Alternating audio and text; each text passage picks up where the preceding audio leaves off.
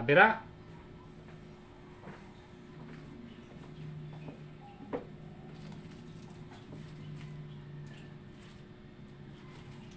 Oy, nandito ka, Kapitan. Good morning. Good morning din. Tuloy po kayo. Tinente. Balita ko may bala ka daw ngayong eleksyon. Mangindato pagka-presidente. Wala akong kano sa mga ganyan ng mga bagay. Ang taas ng hangin mo, Kapitan. Presidente ba?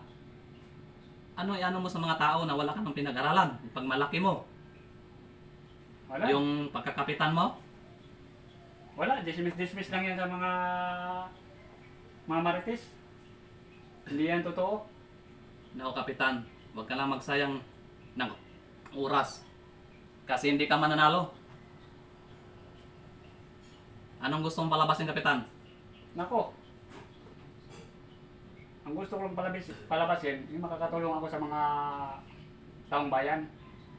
Pero kung ako halimbawa, manalo pa ka presidente, ang una kong tanggalin dyan sa pisto mo, ikaw. Bakit, Kapitan? Anong problema?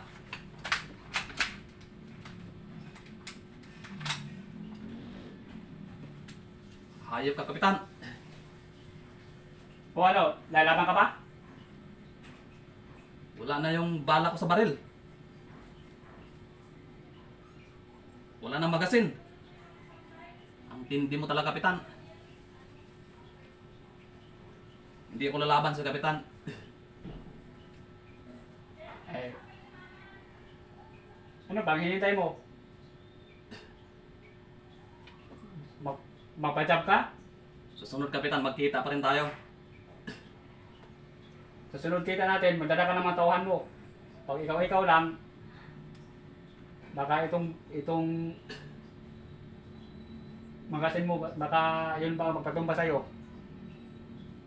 Trantado talas, Kapitan. Wala nang magasin ng baril ko.